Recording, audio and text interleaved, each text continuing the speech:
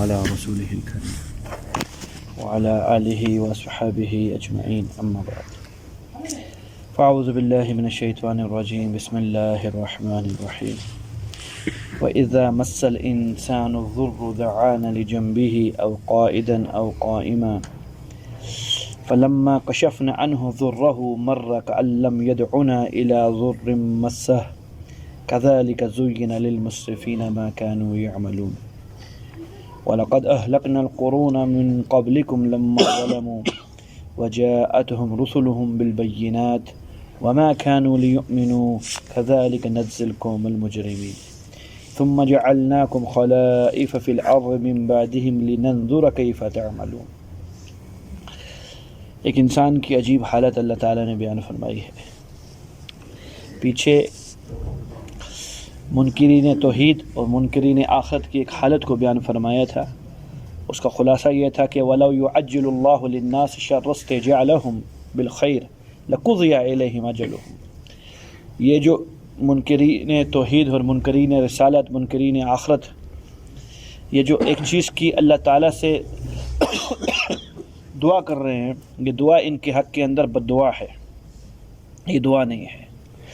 بظاہر تو یہ استہزاء کر رہے ہیں، یعنی مذاق کر رہے ہیں اللہ سے، لیکن حقیقت کے اندر یہ اپنے اوپر بد دعا کر رہے ہیں کہ جس طرح نضر بن حارث کا میں نے آپ کو قول سنایا تھا کہ واقعی آپ صلی اللہ علیہ وسلم حق ہیں، تو اللہ پتھروں کی بارش کیوں نہیں کر رہا ہم پر، اور دردناک عذاب اللہ ہم پر کیوں نہیں اتار رہا، تو یہ اپنی دعا کر رہے ہیں۔ اللہ نے اس کا جواب دیا لَقُضِيَ عَلَيْهِمْ أَجَلُهُمْ، اگر اللہ تعالیٰ فیصلہ فرما دیں جو یہ بول رہے ہیں تو ان کا کام کب سے ہو جائے۔ اس آیت کے اندر، اگلی آیت کے اندر اللہ نے بات فرمائی ہے، وہ ایک وجہ ہے جس وجہ کی بنیاد کے اوپر ابھی تک اللہ تعالیٰ نے فیصلہ نہیں فرمایا۔ وہ وجہ کیا ہے؟ اب بندوں کی دو حالتیں ہوں گی، یا تو قابل رحم آدمی ہوگا، یعنی اللہ کسی موقع پر اس پہ ترس کھا لیں گے اور رحمت بھیج دیں گے، تو اس کی توبہ کی انتظار کے اندر ہے، یا بندہ قابل رحم نہ ہی ہوگا، اللہ اس کو ڈھیل دیے بیٹھے ہیں، ڈھیل ایسے دیے بیٹھے ہیں، اس کو یوں اللہ تعالیٰ نے فرمایا فی طغیانہم یعمہون، یہ اپنی اسی سرکشی کے اندر سرگرداں رہیں، پریشان رہیں، اور پھرتے رہے خوب پریشان ہو جائیں، خوب نافرمانیوں کے انبار لے کر میرے پاس آئیں تاکہ میں خوب سے خوب تر عذاب دوں ان کو۔ یہ وجہ بنے گی، یہ گزشتہ بات تھی۔ انہی انسانوں میں سے اب ایک انسان کی اللہ نے کیفیت بیان کی ہے، وہ کیفیت ہمارے ساتھ ملتی جلتی کیفیت ہے، بلکہ اگر زیادہ گہرائی کی بات کی جائے تو ہم اس کیفیت کے ہو بہو 100% شکار ہیں۔ سنیں گے آپ مان جائیں گے ہاں ٹھیک کہہ رہے ہیں۔ کیا ہے جی؟ وَإِذَا مَسَّ الْإِنسان، جب انسان کو پہنچے الضر، کوئی پریشانی، دعانا لجنبہ، تو یہ ہمیں پکارتا ہے لیٹنے کی حالت میں، او قائدن، بیٹھنے کی حالت میں، او قائمن، کھڑے ہونے کی حالت میں۔ یعنی کیا مطلب؟ یہ تین حالتوں کے علاوہ انسان کی چوتھی حالت نہیں ہے، یا تو بیٹھا ہوا ہے، یا لیٹا ہوا ہے، یا کھڑا ہے، کھڑے سے مراد چل رہا ہے، چوتھی حالت اس کی نہیں ہے۔ مطلب یہ ہے ہر حال میں اللہ کے پیچھے لگا ہوا ہے، دعانا، اللہ کو پکاری جا رہا ہے، اللہ کام بنا دے، کام بنا دے، پھنسا ہوں۔ فلما کشفنا عنہ ضرہ، اللہ فرماتے ہیں جب ہم اپنی رحمت سے اس کی پریشانی کو دور کر دیتے ہیں، مرہ، یہ میرے پاس سے یوں گزرتا ہے، کأن لم یدعنا الی ضر مسہ، کہ اس نے اس پریشانی کی حالت میں مجھے پکارا ہی نہیں تھا، تعلق ہی نہیں ہے، کوئی تعلق ہی نہیں ہے۔ اللہ فرما رہے کذالک زین للمسرفین، یہ بے باک لوگوں کے لیے مزین کر دیے ہم نے ما کانوا یعملون، ان اعمال کو جن کو یہ کرتے ہیں۔ ہو بہو حالت یہ ہے، پریشانی کی حالت میں اللہ یاد آتے ہیں، انہی تینوں حالتوں کے اندر بیٹھے اٹھے لیٹے ہر جگہ یہ پریشانی کا تذکرہ۔ اور جب پریشانی دور ہوتی ہے، اللہ نے ایک حدیث قدسی کے اندر یہ فرمایا، ادھر اللہ نے عبدی نہیں کہا، ادھر اللہ نے انسان کو انسان کی اوقات دلائی، یا فلاں، اے فلاں، عبدی نہیں کہا۔ حالانکہ اللہ اپنے گناہ گار بندوں کو بھی عبدی کہتے ہیں، میرا بندہ، اپنی نسبت گناہ گار کے ساتھ لگاتے ہیں، جیسا بھی ہے میرا، لیکن یہاں نہیں کیا، یا فلاں، اے فلاں، اذا مریضا، یاد کر وہ وقت جب تو بیمار ہوا، فشکا و بقا، تو نے شکایتیں کی، اللہ پر گلے کیے اور خوب رویا، واویلا کیا، وَإِذَا عَفَا، جب تو تندرست ہو گیا، ٹھیک ہو گیا، مرہ وعارضا، تو اس طرح میرے پاس سے گزرا جس طریقے سے کوئی تعلق نہیں ہے، اعراض کرتا ہوا گزرا تو مجھ سے، یا من، اے وہ آدمی، اذا دعاک العبید، میرا ادنا بندہ، عبید عبد کی بھی تصغیر ہے، عبد ویسے ہی چھوٹی چیز، پھر عبید اس سے بھی نیچے کی چیز، چھوٹا سا بندہ. اذا دعاک العبید، جب تجھ کو میرا چھوٹا سا بندہ بلاتا ہے، لبا، تو لبیک کہتا ہے، وہ اس کے پاس دوڑ کے جاتا ہے. وَإِذَا دَعَاكَ الْجَلِيلُ، جب تجھے رب بلاتا ہے، آرَضَ عَنْكَ، تو اس سے اعراض کرتا ہے. تو اس سے کیا کرتا ہے؟ بار چائے کی پیالی پی رہا ہوتا ہے نا، جو چپڑاسی ہوتا ہے غریب، اور اندر سے جب گھنٹی آتی ہے تو اس لیے کہتا ہے کہ چائے ٹھنڈی ہو جائے گی تو پی کے چلا جاؤں، یا فوراً چھوڑا چلا جاتا ہے؟ بولو نا، اس کو پتہ ہے مجھے ٹھڈا مار دے گا اگر میں نے چائے کا انتظار کرتا رہا. میری چائے موقوف ہے اس بندے کی تابعداری پر، اگلی چائے کا جو کپ ملے گا اس بندے کی وجہ سے ملے گا. اگر میں نے اس چائے کو اہمیت دے دی تو وہ چپیڑ مار کے نکال دے گا. میرے بھائیو احساس ہے.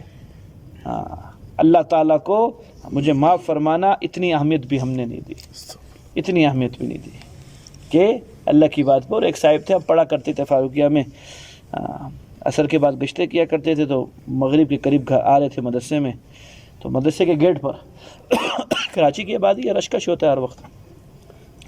ایک آدمی سگریٹ پی رہا تھا، تو اس سے کہا کہ نماز کی تیاری کرو، اذان ہو رہی ہے. اب بالکل اذان قریب تھی مغرب کی.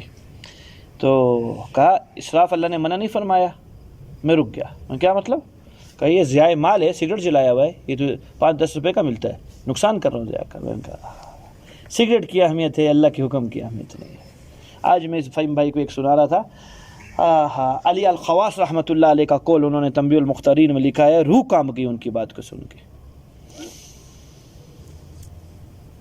مرید نے شیخ سے پوچھا، حضرت نماز پڑھ لی؟ حل صلیت العصر، عصر کی نماز تھی، عصر کی نماز پڑھ لی؟ تو تھوڑی دیر کے لیے حضرت خاموش ہو گئے، جواب نہیں دیا. اور پھر کہا اس طرح کا سوال مجھ سے آئندہ کبھی نہیں کرنا، تم مجھے جھوٹ میں مبتلا کر رہے ہو. تم مجھے کیوں؟ جو میں نے نماز پڑھی ہے وہ نماز تھوڑی ہے. یہ شیخ آج سے تقریباً کوئی 500-600 سال پرانے احباب کی بات سنا رہا ہوں، آج کے دور کی بات نہیں سنا رہا ہوں. 600 سال پرانے. کتاب میں جو تاریخ ان کی وفات لکھی ہے 964 ہجری لکھی ہے، ابھی 1442 چل رہا ہے. 600 سال پہلے کی بات سنا رہا ہوں، 600 سال پہلے کی بات.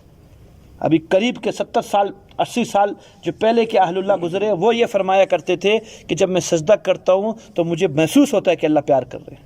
اللہ کیا کر رہے ہیں؟ پیار کر رہے ہیں. جب یہ 70-80 سال والوں کا یہ حال ہے تو 600 سال والوں کا کیا حال ہوگا؟ تو ایک اور صاحب نے کہا حضرت جب اس طرح کا سوال پوچھنا ہو تو کیسے پوچھیں آپ سے نماز کا؟ تو عجیب بات کی، یہ ہے کانپنے والی بات. کہ نماز کے بارے میں نہ پوچھا کرو، یہ پوچھا کرو کھڑے ہو گئے، بیٹھ گئے، لوگوں کے ساتھ اٹھ گئے، یہ جو اٹھنا بیٹھنا ہے، رکوع سجدہ قیام، حرکات کا پوچھا کرو. اس کا نام نماز نہیں رکھا کرو، کیونکہ ہماری نماز نماز نہیں ہے جس کو نماز کہتے ہیں. ہاں بولا کرو اٹھے تھے، بیٹھے تھے، وقت کے اندر لیٹے تھے، وہ سجدہ لیٹنا ہے، بس یہ چیزیں ہیں. اس طرح پوچھا کرو جن کی ہاں اہمیت ہے. تو اللہ فرماتے جب میں جلیل بلاؤں تو تو انکار کرتا ہے. تو میرے بھائیو پوری انسان کی یہی کیفیت ہے، حالات کے اندر اللہ تعالیٰ کے پیچھے لپک جاتا ہے. حالات آتے ہیں غریب کی ترقی کے لیے، رجوع کے لیے، رجوع کے بعد دوبارہ اللہ تک رہنے کے لیے، نہ کہ اپنا کام بنا کر نکل گئے. نہیں میرے محترم ساتھیو، ایسا نہیں ہے. اچھا اس پہ تھوڑی اور تفصیل کروں. ہمارا ہاں معیار بنا ہوا ہے دین وظائف کا نام ہے، سارا کا سارا بالکل کان کھول کے بات سننے کے قابل ہے.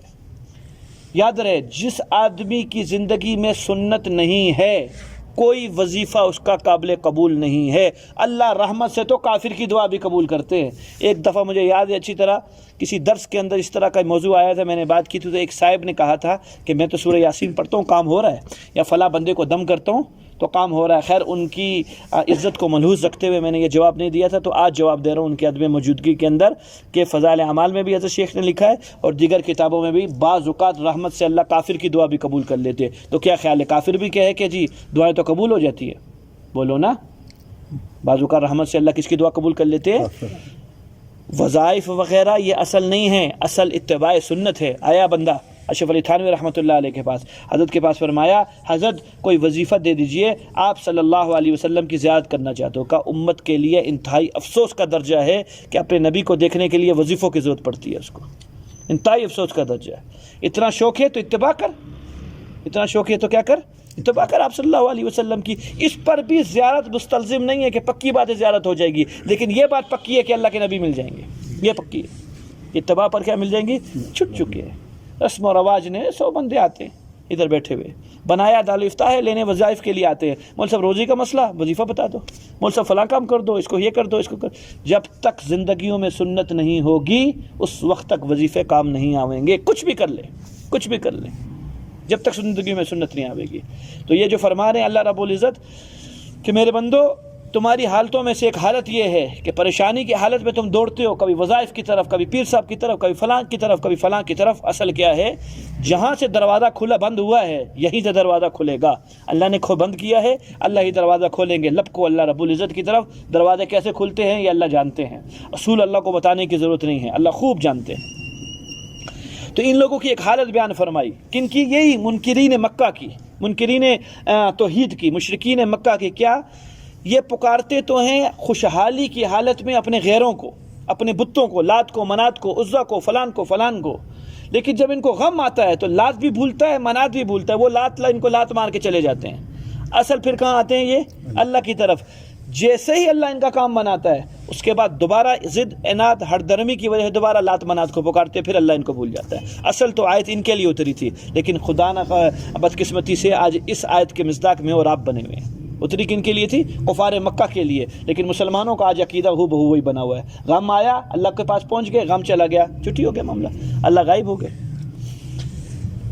اللہ فرماتے جو پیچھے تم نے ایک بات کہی ہے، وہ بات یہ تھی وَلَوْ يُعَجِّلُ اللَّهُ لِلنَّاسِ الشَّرَّ، کہ کیوں نہیں اللہ جلدی سے ہم پہ عذاب دیتا اگر اللہ ہے. آگے اللہ نے جواب دیا کہ اللہ عاجز نہیں ہے کہ جو ابابیلیں اور میکائیل اور جبرائیل اور فلان اور قوم عاد کی جو ہوا تھی اور جو قوم سمود کی چیخ تھی وہ ختم ہو چکی ہیں اللہ کے پاس. نہیں، آج بھی کر سکتا ہے. صرف ایک شخص کے اکرام کے لیے تم کو عذاب نہیں دے رہا ہوں. وہ کیا ہے؟ وَلَقَدْ أَهْلَكْنَا الْقُرُونَ، تحقیق ہم ہلاک کر چکے ہیں کئی جماعتوں کو، من قبلکم، تم سے پہلے. نوح علیہ الصلوۃ والسلام سے لے کر عیسیٰ علیہ الصلوۃ والسلام تک جنہوں نے حد درمی کی سب کو ہلاک کر چکے ہیں. لما ظلموا، جب ان لوگوں نے حد سے تجاوز کیا، ظلم کیا، اللہ کی نافرمانی کی. وجاءتهم رسلهم بالبینات، ان کے رسول کھلی گواہیاں لے کر، نشانیاں لے کر ان کے پاس آئے. وما كانوا ليؤمنوا، اور یہ ہرگز ایمان لانے والے نہیں تھے، ہر درم لوگ تھے. تو جیسے ان کو مارا تمہیں بھی مار سکتا ہوں. ایک چیز کا اکرام ہے کہ اللہ کے نبی صلی اللہ علیہ وسلم تم میں موجود ہیں. صرف حضرت کی برکت سے عامی عذاب تم لوگوں کے اوپر نہیں آتا، ورنہ تم بھی کب کی ختم ہو جاتے. کذالک نجزی القوم المجرمین، یہی بدلہ دیتے ہیں، یوں ہی ہم بدلہ دیتے ہیں مجرم قوموں کا. اچھا جی، اللہ فرما رہے ہیں تمہیں ان کو ہلاک کیا. ان کو ہلاک کرنے کے بعد ثم جعلناکم خلائف فی الارض من بعدہم، پھر ہم نے بنایا تم کو خلیفہ زمین میں ان کے بعد. عاد گئی، سمود گئی، قوم صالح گئی، لوط گئی، فلاں قومیں گئی. ان کے بعد اب تم آئے ہو دنیا کے اندر. کیوں آئے ہو؟ لننظر کیف تعملون، تاکہ ہم دیکھیں تم کیا کرتے ہو.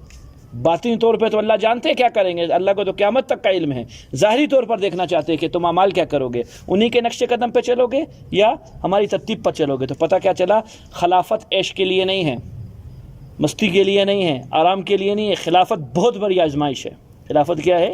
یہ جو ہم لوگ لڑ رہے ہیں، ہم بن جائیں، ملک کی تقدیر ہم سنواریں، ملک کی تقدیر ہم سنواریں. تو پتہ کیا چلا، خلافت کیا چیز ہے؟ یہ بہت بڑی آزمائش کی چیز ہے، یہ کوئی اچھی چیز نہیں ہے. آزمائش کے لیے اللہ تعالیٰ لننظر، تاکہ ہم دیکھیں. کیمرہ لگا ہو، کچھ کرتا ہے؟ کیمرہ لگا ہوا ہے، اللہ دیکھ رہے ہیں. لننظر، ہم دیکھیں، کیف تعملون، کیا کر رہے ہو تم. میرے بھائیو، اگر یہ استظہار مجھ کو اور آپ کو کسی طرح ہو جائے نا 24 گھنٹے کا کہ اللہ دیکھ رہے ہیں، تو بس معاملہ ختم ہو جائے گا. پھر انشاءاللہ حرکات نہیں ہوتی ہیں. لیکن حال اس سے بھی پتلا ہے. بعض اوقات یاد بھی آ جاتے ہیں کہ اللہ نے منع کیا، اور گناہ پتہ چلا کہ اللہ تعالیٰ کی کیفیت کو، اللہ تعالیٰ کی اس بات کو اپنی حالت نہیں بنایا ہے، خالی معلومات کے درجے میں کہ اللہ کیا ہیں، دیکھ رہے ہیں. حال نہیں ہے. حال ہوئے گا تو پگھل جائے گا ادھر ہی. حدیث پاک میں آتا ہے، حدیث قدسی ہے، اذا رعاکم عبد من عبادی، میرے بندوں میں سے ایک ادنا بندہ گناہ کرتے ہوئے تمہیں دیکھ لے، لذبتم بالحیا، تم شرم کی وجہ سے پانی ہو جاتے ہو. مولوی صاحب نے بدنظری کر لی، مولوی صاحب نے جھوٹ بول دیا، اس کی آنکھوں میں آنکھیں نہیں ملا سکتے، اتنی بدنظری ہو جائے. انا اولا بالحیا، اللہ فرماتے میں زیادہ مستحق ہوں حیا کے، کہ مجھ سے حیا کر، مجھ سے شرم کر. وَإِذَا تُتْلَى عَلَيْهِمْ آيَاتُنَا بَيِّنَاتٍ۔ اچھا جی، اب یہ آگے کی جو 4 آیات ہیں، یہ 5 افراد آئے تھے آپ صلی اللہ علیہ وسلم کے پاس، ان میں سے ولید بن مغیرہ تھا، عبداللہ بن ابی تھا، عاص بن عامر، 2 اور آدمی تھے۔ انہوں نے آ کر ایک فرمائش کی آپ صلی اللہ علیہ وسلم سے، چونکہ نہ اشنا لوگ تھے، نہ ان کو اللہ کی معرفت تھی، نہ آپ صلی اللہ علیہ وسلم کی رسالت کی معرفت تھی۔ آپ صلی اللہ علیہ وسلم کو عام انسانوں میں سے ایک انسان سمجھتے تھے کہ ہمارے درمیان کھیلا کودا بڑا ہوا اور ابھی یہ اس طرح کا کلام پیش کرتا ہے۔ ان کو پکا یقین تھا یہ کلام اللہ کا نہیں ہے، یہ اسی بندے کا کلام ہے، انہوں نے ہی بولا ہے آپ صلی اللہ علیہ وسلم کی۔ تو ایک فرمائش کیا کی؟ فرمائش یہ کی کہ ایسا ہے،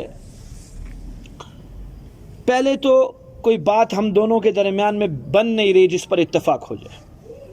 ایک ترتیب ہو سکتی ہے، اگر آپ تھوڑی ہم پر مہربانی کرو تو ہم جھک سکتے ہیں آپ کے اسلام کی طرف۔ وہ کیا ہے؟ 2 باتوں میں سے ایک کام کرو۔ ایک تو اصل یہی ہے کہ یہ کر لو، کیا؟ اس قرآن کو ختم کرو، ایک نیا قرآن لاؤ جو ہمارے عقائد سے ٹکرائے نہ، جس میں لات اور منات کو گالی نہ دی گئی ہو، جس میں ہمارے بتوں کو برا بھلا نہ کہا گیا ہو، ایسی قرآن لے آؤ، اس کو ختم کرو کسی طریقے سے۔ ایک تو یہ کرو، یا یہ نہیں ہو سکتا تو کم از کم ترمیم کر لو، یہی رہنے دو۔ جہاں جہاں اللہ تعالیٰ کی وحدانیت کی بات آ رہی ہے وہاں کسی نہ کسی طرح لات اور منات کو، ایک جگہ یہ بھی آیا، یہ لوگ اس پہ بھی ماننے کے لیے تیار ہو گئے تھے، صرف تعظیماً ایک مرتبہ آپ بت کو جا کے ہاتھ لگا دو، بس کام ہو جائے گا، ہم آپ پر ایمان لانے کو تیار ہیں۔ وَإِذَا تُتْلَى عَلَيْهِمْ آيَاتُنَا، نبی جی جب آپ ان پر ہماری آیات پیش کرتے ہیں، بینات، واضح آیات کھول کے رکھی ہیں، قَالَ الَّذِينَ لَا يَرْجُونَ لِقَاءَنَا، یہ لوگ کہتے ہیں جو اللہ کی ذات پر، اللہ کی ملاقات پر امید نہیں رکھتے، نبی جی ایتی لے آئیے بقرآن، کوئی ایک ایسا قرآن لائیں، غیر ھذا، جو اس کے علاوہ کوئی قرآن ہو، یہ قرآن نہیں اچھا، اس میں ہمارے بڑوں کو برا بھلا کہا گیا ہے، اس میں توحید کی بات کی گئی ہے، یہ نہیں سمجھ میں آنے والا، او بدلہ، یا اس کو تبدیل کر دیجئے۔ ہم اس کو اس الفاظ میں کہتے ہیں، جو مولوی صاحب یا کوئی غریب سمجھانے والا صحیح بات کرے، وہ جو دکھتی رگیں ہیں ان کو تکلیف شروع ہو جاتی ہے، یار یہ تو داڑھی کی بات کر رہا ہے۔ مجھے خود کہا ایک صاحب نے کہ مولوی صاحب آپ ممبر پہ بیٹھ کے سود کی حرمت بیان کر رہے ہیں، سود کے خلاف بات کر رہے ہیں، اور نیچے سارے سود والے لوگ بیٹھے ہوئے ہیں۔ تو میں نے ان کو اچھا سا جواب دیا، میں نے کہا سود کی حرمت اللہ کے نبی صلی اللہ علیہ وسلم کے ممبر رسول پر نہیں ہوگی تو کسی کی اماں کی قبر کے پاس جا کے کروں؟ کہاں کروں؟ میں قبرستان میں کروں؟ کہ جی سارے ملوث ہے تو اس کا مطلب ہے سارے بے نمازی، ان پر نماز کی بات نہیں کی جائے کیونکہ سارے بے نمازی بیٹھے ہوئے ہیں نا، تو ان کو نماز کی بات کون کرے گا؟ یہ بات نہیں کہا، امن کی بات کرے۔ مجھے کیا کہتے ہیں؟ کس کی بات کرے؟ امن کی بات کرے۔ ارے اللہ کو چھوڑ کر کون سا امن ہے؟ یہ بندہ بڑا با اخلاق ہے، بس نماز نہیں پڑھتا۔ یہ کیسا اخلاق ہے جو نماز نہیں پڑھتا ہے؟ یہ نئے اخلاق ڈھونڈے، نیا تقویٰ، نئے اخلاق۔ میرے بھائیو، قرآن کی حقانیت کی، قرآن سے سمجھ میں آتی ہے ایک چیز کہ اس کا جو متکلم ہے بغیر کسی سے کوئی روب نہیں رکھے، کسی سے نہیں ڈرتا۔ جو متکلم ہے قرآن کا وہ کون ہے؟ اللہ کی ذات ہے، جب چاہتے ہیں جیسے چاہتے ہیں بات فرما دیتے ہیں، خوف تو ہے نہیں کسی چیز کا۔ اسی لیے قرآن کے اندر عنوانات نہیں ہیں، یہ جی نماز کا ذکر، نماز کا بیان، یہ ذکر کا بیان، یہ خوف کا بیان، یہ تقوی کا بیان، یہ معاملات کا، یہ عنوان سے قرآن نہیں ہے۔ آپ کو سمجھاؤں، قرآن جس ترتیب پر اللہ رب العزت نے اتارا ہے، کتابوں میں عجیب عجیب حکمتیں لکھی ہوئی ہیں۔ کہ باپ بیٹے کو نصیحتیں کر رہا ہے، ادب سکھا رہا ہے کہ بڑوں کے ساتھ یوں بیٹھتے ہیں، درمیان میں کھانا بھی کھا رہے ہیں دونوں باپ بیٹا، یوں کرتے ہیں، یوں کرتے ہیں، یوں کرتے ہیں، یوں کرتے ہیں۔ بچے نے بڑا نوالا لیا، بڑا نوالا نہیں لے اللہ کے بندے، چھوٹا نوالا لے۔ اب کوئی کہ اس نے تو موضوع تبدیل کر دیا، یہ تو اچھی بڑی باتیں کر رہا تھا، اس کی نہیں، موضوع ایک ہی ہے۔ موضوع کیا ہے؟ موضوع ایک ہی ہے، شک تبدیل ہو چکی ہے۔ تربیت اسی کو ہی کہتے ہیں، اللہ کا مزاج قرآن کا یہ ہے۔ اللہ ایک بات فرما رہے ہوتے بیچ میں کوئی بات آتی ہے تو اس کو فوراً ہیڈ لائٹ کرتے ہیں اللہ تعالیٰ کہ یہ کام یوں ہے۔ اللہ کے نبی صلی اللہ علیہ وسلم کو چل رہی ہے جی سورہ قیامت چل رہی ہے، قیامت کے بارے میں بات چل رہی ہے، فوراً درمیان کے اندر موضوع ٹوٹا، آپ صلی اللہ علیہ وسلم کو فرما رہے کہ غور سے کلام کو سنو۔ کیا سنو؟ قرآن کو غور سے سنو، جمع ہم کریں گے، دل پر آپ کے ہم اتاریں گے، عمل کی توفیق ہم آپ کو موقع کے اوپر دیں گے، آپ غور سے سنیے۔ بات کہاں چل رہی تھی، کہاں سے کہاں آ چکی ہے۔ بے باک ہے، کسی سے ڈرتا نہیں ہے، کوئی خوف نہیں ہے اس متکلم کو، جو آتا ہے جیسے آتا ہے کھری کھری سنا دیتا ہے۔ بے قرآن ان کا کوئی اور قرآن لاؤ، یہ قرآن نہیں۔ اور بدل ہو، یا اتنا کرو ترمیم کر دو، تبدیل کر دو اس کو۔ اب اللہ کے نبی اسلام نے اپنی 3 حیثیتیں بیان فرمائی، اس کو سنیا۔ قل، نبی جی جواب دیجئے، ما یکون لی ان ابدلہ من تلقاء نفسی، نبی نے فرمائیے مجھے کوئی اختیار نہیں ہے کہ میں اپنی نفس سے اس چیز کو بدل دوں، قرآن کو بدل دوں۔ دوسری چیز، ان اتبع الا ما یوحى الی، میں تو اتباع اسی وحی کی کرتا ہوں، میں خود اپنی طرف سے بات نہیں کرتا ہوں، میرا قول اور فعل محمد رسول اللہ علیہ الصلوۃ والسلام کا وحی کے مطابق ہے۔ دو، اور انی اخاف ان عصیت ربی، تیسری بات، اور مجھے یہ ڈر ہے جو کہ محال ہے اگر مجھ سے نافرمانی ہو جائے، یہ کام میں کر دوں، قرآن کو تبدیل کر دوں یا قرآن کو عصر نو نیا کر دوں، مجھے کیا ڈر ہے، ان عصیت، تو اگر میں نافرمانی کروں ربی، اپنے رب کی، عذاب یوم عظیم، ایک دردناک عذاب ملے گا قیامت کے دن مجھ کو۔ یہ اللہ کے نبی صلی اللہ علیہ وسلم فرما رہے ہیں۔ جن کے دلوں میں خوف نہیں نا میرے بھائیو، وہ قرآن کو جانتے ہوئے بھی قرآن کا غلط ترجمہ کر کے دیں گے۔ قرآن کے الفاظ کی تو ذمہ داری کس نے لی ہوئی ہے؟ اللہ کی ذات نے۔ کسی کا باپ اس کی تعریف نہیں کر سکتا، اس کو تبدیل نہیں کر سکتا۔ ہاں، جہاں زور لگتا ہے لگاتے ہیں، قرآن کے معنوں کو تبدیل کرنے میں کرتے ہیں، قرآن کی مراد کو غلط بیان کرنے میں کرتے ہیں، قرآن کی تشریح غلط کرنے میں کرتے ہیں، کسی طرح مسلمانوں کو پریشان۔ یہاں آپ صلی اللہ علیہ وسلم کی ذات فرما رہی ہے اگر میں کچھ کر دوں جو محال ہے اللہ کے نبی سے، کہا کہ اللہ کا عذاب مجھ پر آئے گا۔ تو آج کا بندہ چند ٹکوں کی خاطر لوگوں کے عقائد کو تباہ کرتا ہے۔ کتابوں میں لکھی ہے بات، ایک بدعتی نے، کون نے؟ بدعتی جانتے ہو کس کو کہتے ہیں؟ جس نے اسلام میں کسی چیز کو زیادہ کر دیا جو اللہ کے نبی صلی اللہ علیہ وسلم نے نہیں کی تھی، اس نے کیا، اس نے توبہ کی۔ اللہ نے کہا جبرائیل جا کے بتلا دے اس کو، توبہ قبول نہیں بھائی تیری۔ اللہ مغرب سے پہلے پہلے تو توبہ قبول ہے، جب تک سورج مغرب سے نہیں نکلتا یا مرنے سے پہلے پہلے تو توبہ قبول کیوں نہیں ہے؟ کہا او ہو، مسئلہ تیرا اور میرا ہوتا نا تو کب کا معاف کر دیتا، مسئلہ ہاتھ سے نکل چکا ہے تیرے۔ وہ کیا؟ تیری وجہ سے لاکھوں کروڑوں لوگ بے دین ہو چکے ہیں، عقائد ان کے خراب ہو چکے ہیں، تجھ کو معاف کر دوں تو ان کو کیسے عذاب دوں جو تیرے عقیدے پہ چل رہے ہیں؟ اس لیے حاجی مولانا الیاس رحمۃ اللہ علیہ فرماتے تھے نسلوں کو اللہ محبت کی وجہ سے بخش دے گا، نسلوں کو اللہ محبت کی وجہ سے بخش دے گا، اوپر والوں کو اللہ نہیں چھوڑتا ہے، ان کو پکڑ لے گا کہ کس لیے غلط بات کی، لوگوں تک دین کیوں نہیں صحیح پہنچایا، غلط دین کیوں پہنچایا۔ تو فرمایا انی اخاف ان عصیت، اگر مجھے ڈر ہے کہ اگر میں غلط بات کر دوں تو میرا رب مجھ کو عذاب دے گا قیامت کے دن۔ قل لو یشاء اللہ، نبی جی فرمائیے اگر اللہ چاہتا ما تلوتہ علیکم، میں کبھی بھی تمہارے سامنے یہ قرآن نہیں پیش کر سکتا، ولا ادراکم بھی، نہ ہی تمہارے سامنے اس چیز کو پتہ بتلا سکتا۔ فقد لبثت فیکم عمرا من قبلی، میں نے ایک زمانہ گزارا ہے عمر کا تمہارے اندر، ایک مدت گزاری ہے۔ افلا تعقلون، بات سنیے 40 سال مکہ مکرمہ میں رہے، انہی کے درمیان میں 40 سال کے بعد قرآن کا ظہور ہوا، آپ اسلام کی زبان مبارک سے قرآن نکلنے لگا۔ اللہ نبی علیہ الصلوۃ والسلام سے یہ فرمایا جا رہا ہے، آپ یوں ان کو فرمائیں میں ایک مدت عمر کی تمہارے درمیان رہ چکا ہوں، میری زبان سے تم نے ایسا کلام نہیں سنا ہے، نہ ہی میں نے زندگی میں کبھی جھوٹ بولا ہے، تم مجھے صادق اور امین کہتے تھے، مجھے کیا ضرورت پڑ گئی اس ٹائم پہ جھوٹ بولنے کی اور یہ کہوں کہ یہ اللہ کا کلام ہے اور اللہ کہ یہ اللہ کا کلام نہیں تھا۔ تو میں سچ کہہ رہا ہوں، اگر میں نے اس طرح کا کلام پیش کرنا ہوتا تو میرے زبان سے کبھی کوئی ایک جملہ سن لیتے، جب نہیں سنا ہے تو پتہ چلا یہ اللہ کا کلام ہے، اور اتنا فصیح کلام، اتنا بلیغ کلام کہ تم میں سے کوئی ایک آدمی بھی اس طرح کی ایک آیت نہیں پیش کر سکتا، تو پتہ کیا چل رہا ہے کس کا کلام ہے؟ یہ اللہ کا کلام ہے۔ یہ بہت بڑی وہ دی دلیل دی آپ صلی اللہ علیہ وسلم نے، یہ خالی قرآن کے اصول پر دلیل نہیں، یہ سب شعبوں میں اصول بنا۔ کیا؟ کسی آدمی کو اگر کام سپرد کرنا ہے، کسی چیز کا ذمہ دار بنانا ہے تو اس کا ماضی دیکھو، ماضی میں کیسا ہے، دیانتدار ہے، دیندار ہے، کام کو دے دو۔ اگر ماضی کے اندر 2 نمبریاں کرتا ہے اور مستقبل میں وعدے کر رہا ہے 1 نمبر بننے کے، کبھی بھی اس کے ہاتھ میں کام سپرد نہیں کرو۔ یہ اصول بتلایا آپ صلی اللہ علیہ وسلم کا۔ ماضی روشن تھا جس کے اندر جھوٹ کبھی بھی نہیں تھا، کبھی بھی آپ سے بے دیانتی نہیں ہوئی، بد دیانتی نہیں ہوئی، صدق و صداقت کے پیکر تھے آپ صلی اللہ علیہ وسلم، سپرد کیا آپ صلی اللہ علیہ وسلم کو اللہ تعالیٰ نے یہ ذمہ داری، کیونکہ ماضی روشن تھا۔ جس آدمی کا ماضی برا، اس کی کبھی استقبال کے اوپر نہ کرو کہ استقبال اس کا اچھا ہو جائے گا، اس کے سپرد کبھی کام نہ کرو۔ یہ اللہ نے یہاں سے رسول بیان فرمایا۔ افلا تعقلون، کیا تمہیں شرم نہیں آتی، کیا تمہیں عقل نہیں ہے؟ فمن اظلم ممن افترى على الله كذبا، اس شخص سے بڑھ کر کون ظالم ہو سکتا ہے جو اللہ کی ذات پر جھوٹ بولے؟ بتا چکا ہوں ابھی بات، معنی تو تبدیل کر سکتا ہے، کرے گا، مطلب تبدیل کر سکتا ہے، کرے گا۔ جتنے عقائد بنے ہیں، موٹے موٹے جن جو آپ کو نام یاد ہیں جتنے بھی، ان کا مرجع کہاں ہے؟ کہاں سے اپنا عقیدہ بناتا ہے؟ قرآن سے بناتا ہے نا، یا حدیث سے بناتا ہے؟ کسی چیز تو کوئی بھی نہیں ہے مرجع کی۔